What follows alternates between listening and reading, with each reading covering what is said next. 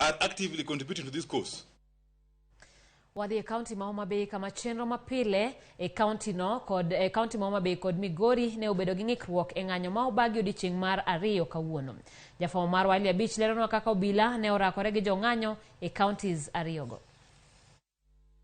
Ei boma ma Homa Bay ng'anyo ne ochakore okinyi ma kawuono bang' rowere dino thoth apeni madonjo e boma no. Gino mano miyo chenro mag ohala kod yore mag wuoth orochore odiochieng' mangima e kinde mane ng'anyo ma kamano dhi nyime. Obila ne orakore gi jong'anyo kane gitiyo kod iro malungo wang' mar keyo rowere manowuok oko e ng'anyo no. Ka rakruok mapek ne obedo kuom seche buora kuonde dak mopogore mantie boma no. Ka chuny boma to ne odong' maonge gima dhi nyime kendo ji auchiel ne oyudo hinyruok maricho mag magina e kinde mane ng'anyo ma kamano dhi nyime.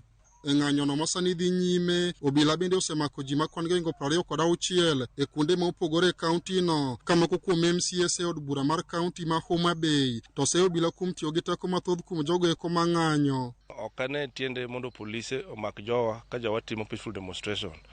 And another thing, one GMC waka momake ma Kagan ward. MCS te mano mark yesterday no be released. Tomorrow ne otamre release ose wuoyo gi jogo county commandant everybody ka koro chalo gima fitina moro nitiere. Koro wawacho ni gima yot ni ng'ato ko maki otere court odhuogi e court mbo gidwa tere. Koro aparo ni wamiyo gi time nikech the law is very clear. Ne chochni obedo matin e kind obila to gi jong'anyo dala mar Homa Bay kendo obila no temo matek kendo gikweyo ng'anyo to oganda mang'eny be no maki kendo jotendwa moko be no maki makawuono pod gine kar obila. Gimwa kwayo en ng'anyo sama nitie to nego bed peaceful, to ka obedo kamano to obila ok onego bed tiyo gi teko mang'eny. Gima bende otamo wang'a makoro miwa bedo koda kuyo ni polise wagi serikal tiyo gi lweny kendo gitiyo gi live bullets ka gigoyo jowa. Koro kwaya serikal ni mwandu ka onge yo mangima ok nyal bedo makare.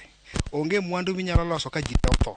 Koro bende mwandu ok nyal loyo ngima dhano. Koro wanokwayogi ni giwe tiyo gi force, giwe tiyo gi teko mang'eny, gigoyo jowa gi live bullets. To e kaunti ma Migori, yore mag wuoth kod chenro mag ohala bende ne orochore e chuny boma no, ka dukni ne odong' ka olor e kinde ma johera mag Azimio ne wuok oko ka gibago ng'anyo margi, ka gin bende gisero malit mokalo obila kuom tiyo kod teko mathoth kuom jogo eko mane wuok oko ka ng'anyo. To be ok wabiluor, wan wadwa timo ng'anyo ni ma wakwayo baba ni next week maandamano koro bed throughout the week mondo Ruto oyud difficulty. Koro leaders wa Migori ng'e malong'o ni we are not in safe as that, but we are trying mondo mi wadhie maandamano ni nikech what we want we must achieve. Sisi kama wananchi bado hatujachoka, tutaendelea mbele mpaka ile mambo ambayo tunataka irekebishwe lazima iwe halali. Piga matiagas wamekataa ya kwamba tuziingia CBD tukafanya maandamano ya amani.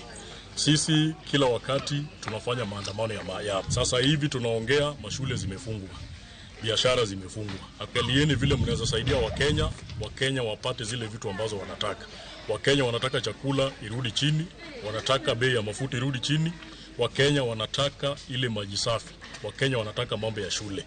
Ali Beach, Ramogi TV, Homa Bay. Commissioner Makojolo ma county ma Kisumu